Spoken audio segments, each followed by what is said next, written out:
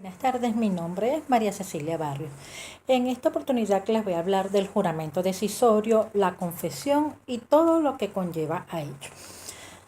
Del juramento decisorio podemos decir que es aquel que una parte de un juicio civil le exige a la otra, aceptando lo que manifieste, tanto en que lo favorezca como en que lo desfavorezca, constituyendo plena prueba respecto a lo manifestado. Requisitos del juramento decisorio.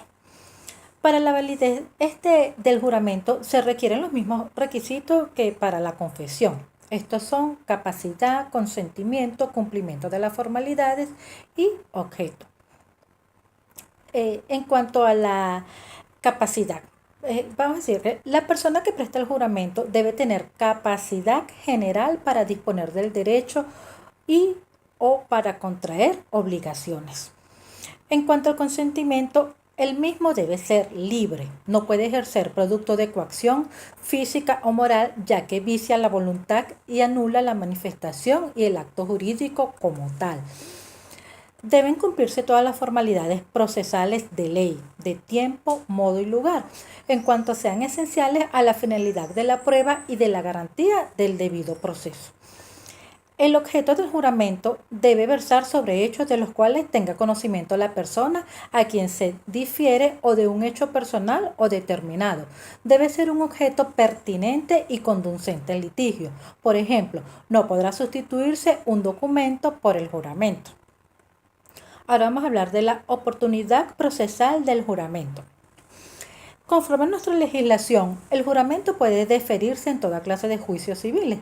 Así lo establece el artículo 420 del Código de Procedimiento Civil y el artículo 1408 del Código Civil, incluso los laborales, pero no puede promoverse en los juicios penales ni en los administrativos. Procedimiento del juramento decisorio. Una vez decidida definitivamente la prestación del juramento deferido o referido, el juez fijará el día y la hora para el acto y ordenará la citación personal a quien debe prestarlo, la cual será por los medios preceptuados o establecidos en el Código de Procedimiento Civil. Vamos a hablar de inasistencia del citado y sus efectos. Si en el día y la hora para la realización del acto no comparece quien deba prestar el juramento, eso equivale a una negativa a prestar el juramento, es decir, se rehúsa a darlo y por tanto debe atenerse a las consecuencias jurídicas o legales que están previstas en el artículo 1412 del Código Civil. Sin embargo, el incomparecente o el citado que no compareció o que no asistió o que fue inasistente puede alegar el impedimento legítimo de su inasistencia. Debe probar la legitimidad de la incomparecencia y tramitarlo por vía del artículo 607 del Código de Procedimiento Civil, manteniéndose siempre el debido proceso. Una vez admitida la legitimidad por el juez, deberá fijarse otro día y otra hora para la realización del acto, para lo cual no es necesaria una nueva citación.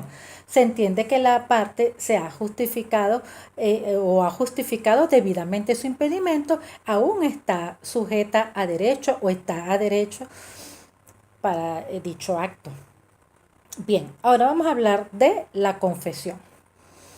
La confesión es la afirmación de la verdad de un hecho que produce efectos jurídicos contra la persona misma o contra la misma persona que la hace, siendo conceptuada como la prueba por excelencia, debiendo referirse a un hecho jurídico para producir efectos de esa misma índole, o sea, efectos jurídicos. La confesión tiene la función de hacer plena prueba. Ahora vamos a hablar de características de la confesión.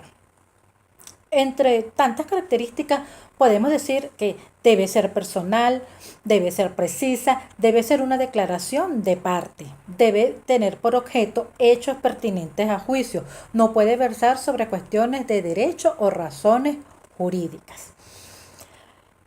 Consecuencias de la confesión. Si la confesión es solo verbal, solo se tomará en cuenta en los casos en que sería admisible la prueba de testigo.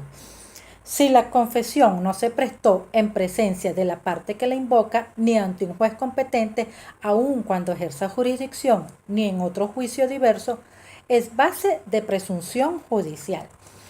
Ahora, si se prestó la confesión en presencia de la parte que la invoca o ante un juez incompetente, pero que ejerce jurisdicción o en otro juicio diverso, se estimará como presunción grave para acreditar los hechos confesados. Ok.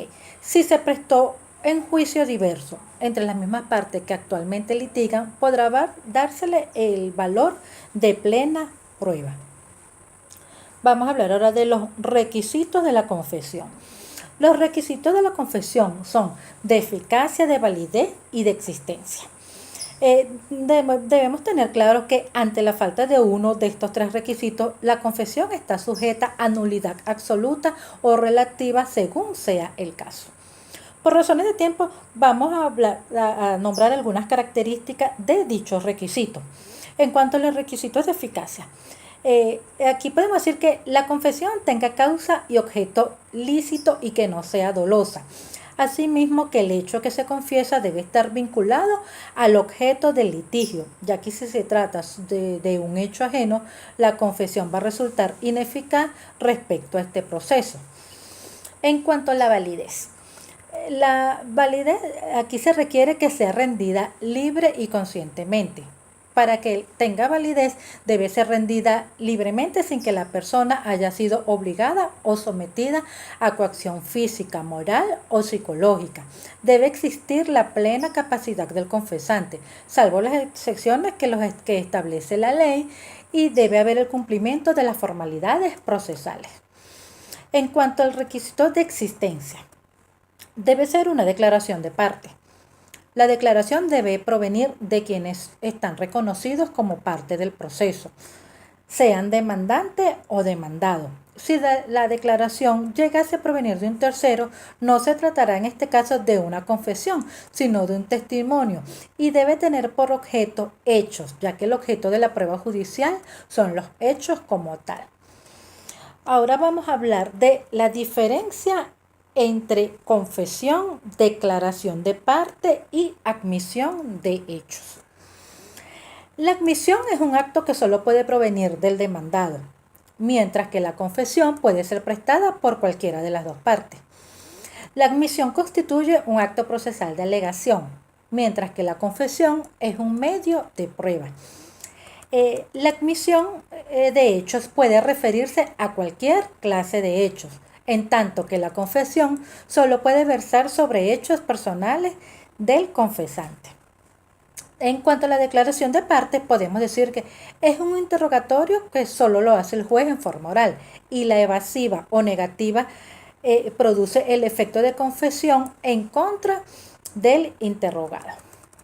Finalmente, vamos a dar un breve concepto de error de hecho y error de derecho. Error de hecho es el falso conocimiento que se tiene de las cosas. Generalmente es un vicio de consentimiento, mientras que el error de derecho es el falso consentimiento o desconocimiento que se tiene de la ley.